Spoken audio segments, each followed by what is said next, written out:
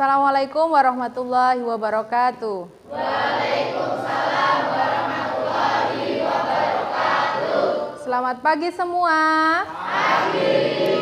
Bagaimana kabarnya hari ini? Baik anak-anak, sebelum kita memulai pelajaran pada pagi hari ini, mari kita berdoa terlebih dahulu agar apa yang kita pelajari pada pagi hari ini memberikan manfaat untuk kita semua. Oke, silakan Rivaldo dipimpin berdoa. Sebelum mulai pembelajaran pagi hari ini, mari terlebih dahulu berdoa. Berdoa mulai. Bismillahirrahmanirrahim. Baik, amin. Oke, saya absen dulu.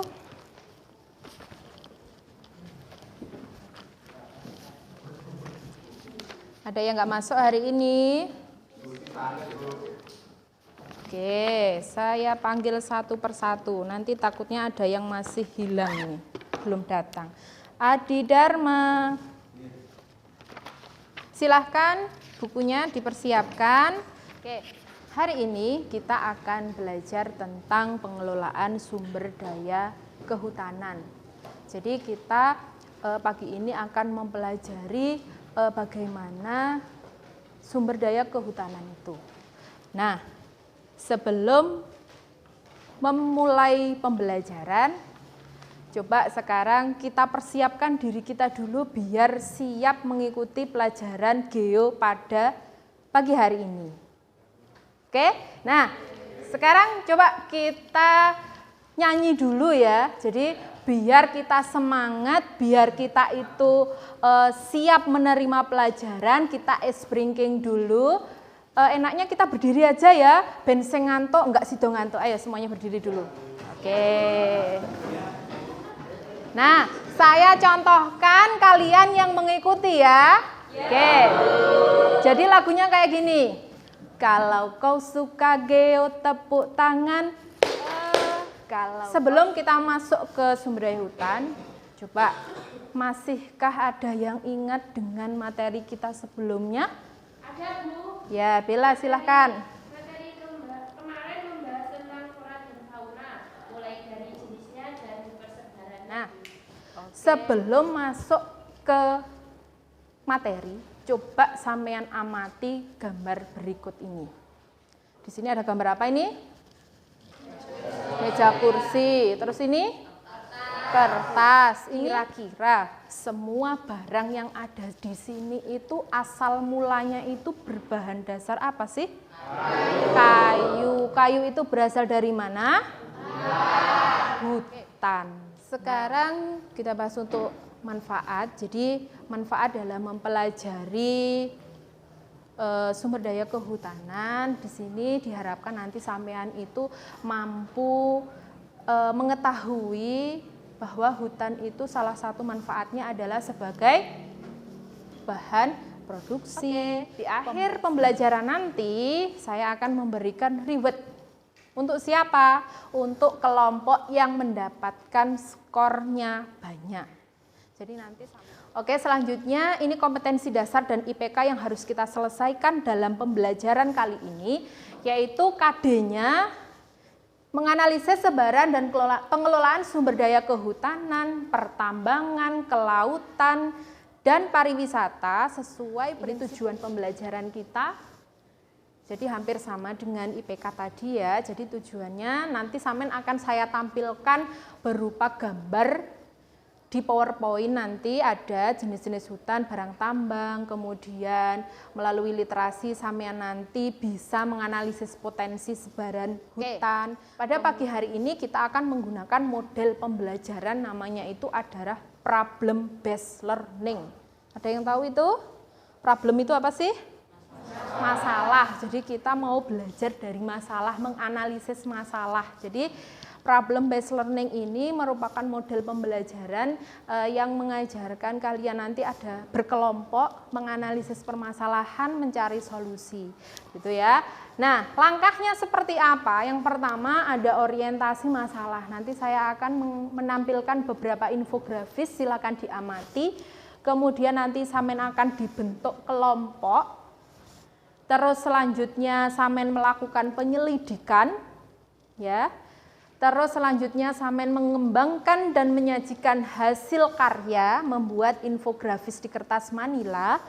Dan yang terakhir adalah menganalisis dan mengevaluasi hasil pemecahan masalah.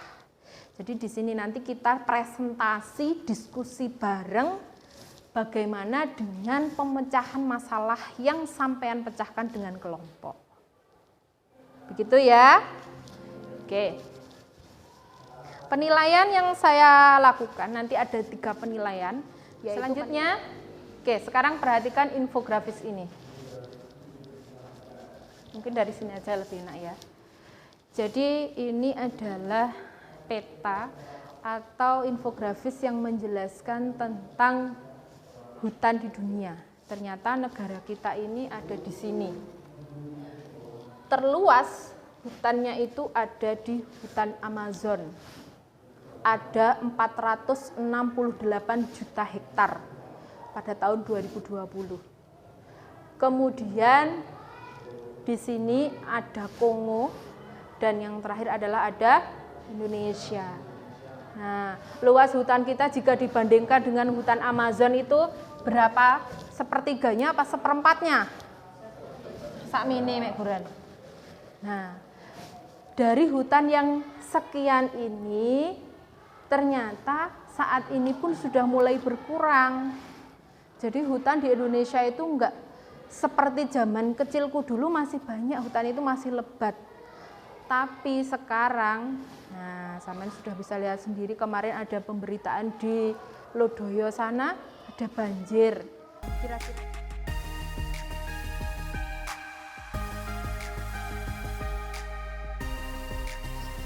Oke, sekarang amati 2 infografis ini.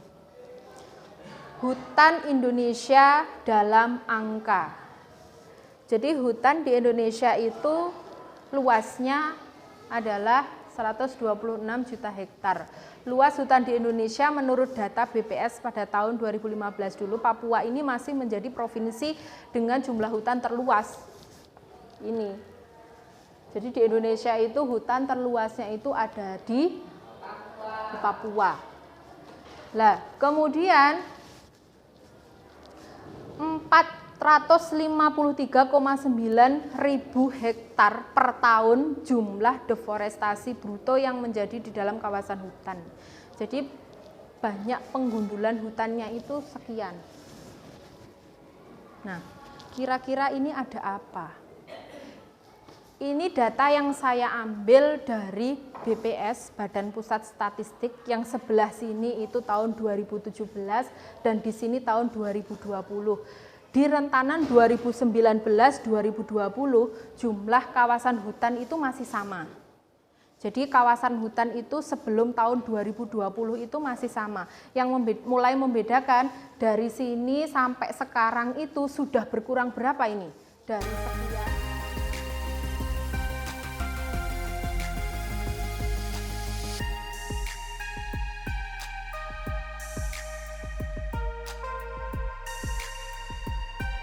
Oke, sekarang coba kita lihat.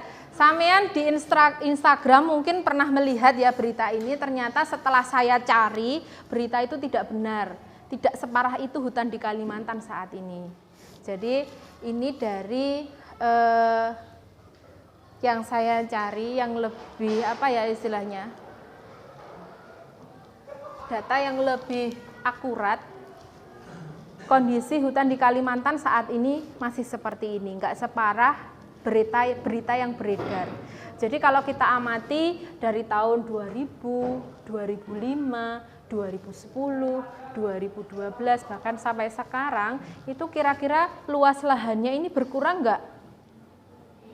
Berkurang ya. Jadi ini gambar-gambar yang warna merah-merah kuning ini merupakan lahan hutan yang sudah mulai hilang.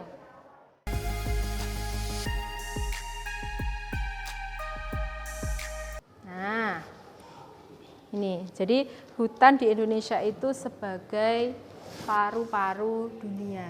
Nah,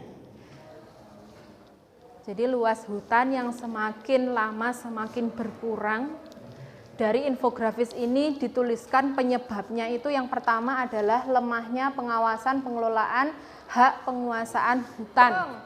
Nanti kita berhitung 1 sampai 4. Oke, sekarang kalian sudah berkumpul di kelompoknya masing-masing. Silahkan didiskusikan dengan kelompoknya. Samian ingin mengangkat permasalahan apa? Silahkan ditentukan terlebih dahulu. Bisa dipahami?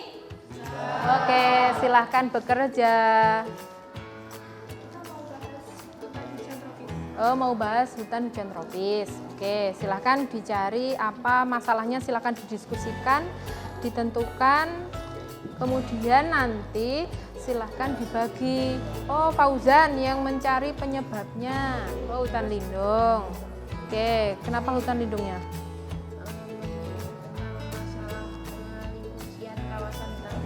Oh gitu.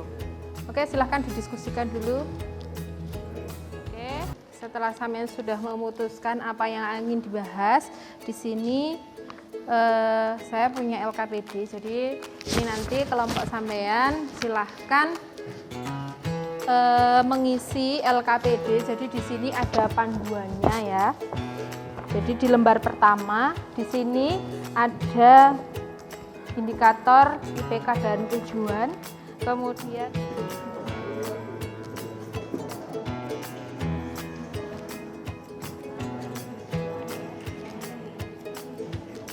orang sebagai presenternya nanti. Ya, siapa presenternya nanti siapa? Oh, Cristiano. Ora apa-apa. Wes Dang, saiki Anggun membagi teman-temannya, dibagai dewe-dewe, harus punya tanggung jawab sendiri-sendiri. Nanti kalau sudah ketemu baru didiskusikan. Oh, aku menemukan ini loh. Ya.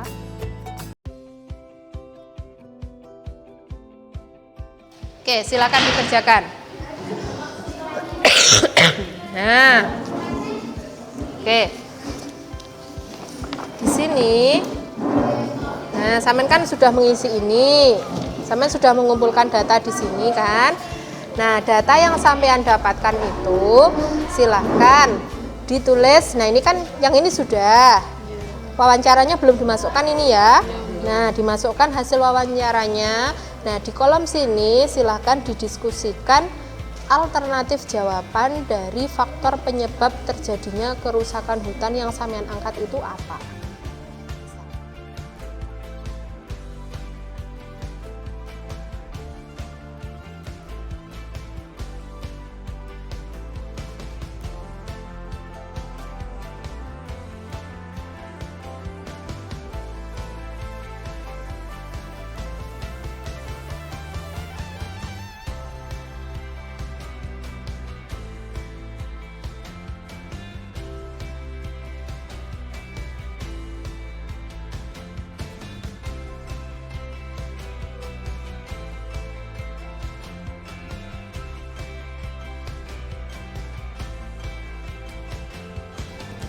Assalamualaikum warahmatullahi wabarakatuh. Saya dari kelompok 4. Saya ingin Apanya? mempresentasikan Iya. Enggak, sampean langsung aja. Nanti rolling gitu. seperti yang kalian lihat. Contoh hutan lindung yang masih dikenal seperti ini. Dan karena faktor-faktor 3 ini, maka terjadi pengalihan lahan. Yang pertama, penyebab pertama ada 4 poin yang kita bahas tentang penyebab pengalihan lahan. Yang pertama, konversi hutan menjadi areal non-hutan. Kedua, peladangan dan perambahan hutan. Ketiga, illegal logging atau yang dimaksud dengan penebangan liar. Yang keempat, aspek pengamatan hutan karang.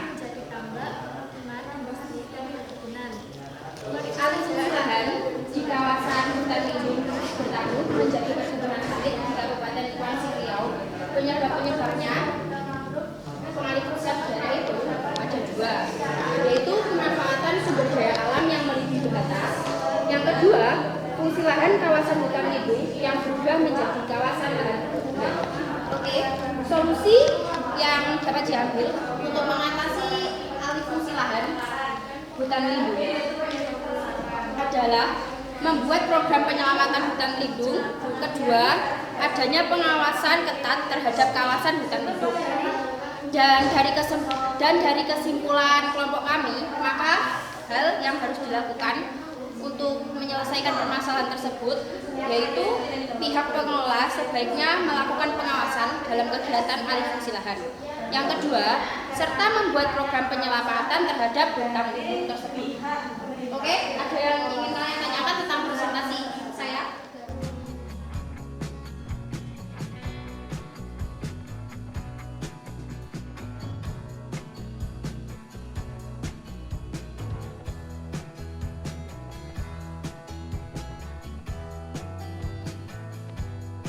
Bella, oke silakan Bella.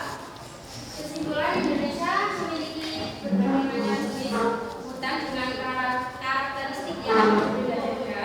Berbagai jenis hutan tersebut menjadi potensi besar untuk dapat diolah dan dimaksimalkan sebaik-baiknya untuk masyarakat tanpa merugikan alam dan flora fauna yang ada di dalamnya. Oke, terima kasih Bella untuk kesimpulan yang disampaikan Bella. Nah, terus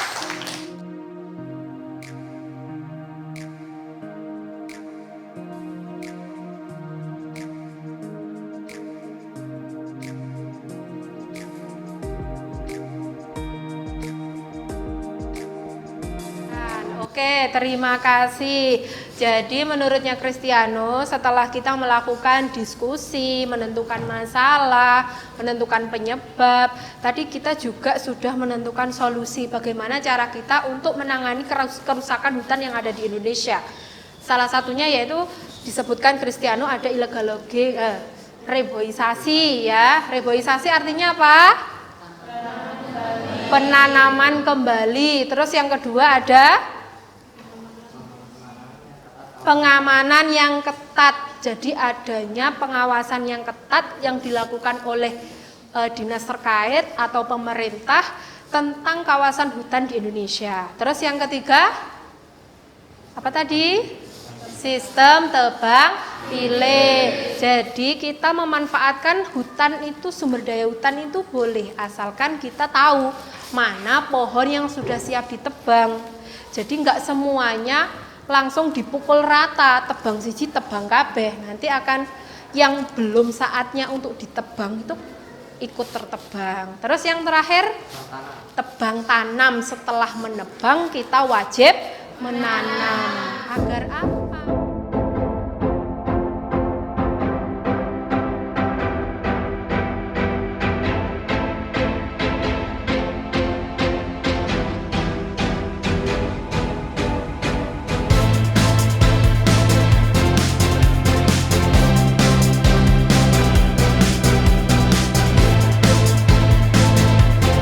Kita tunggu yaitu penyerahan apa ini?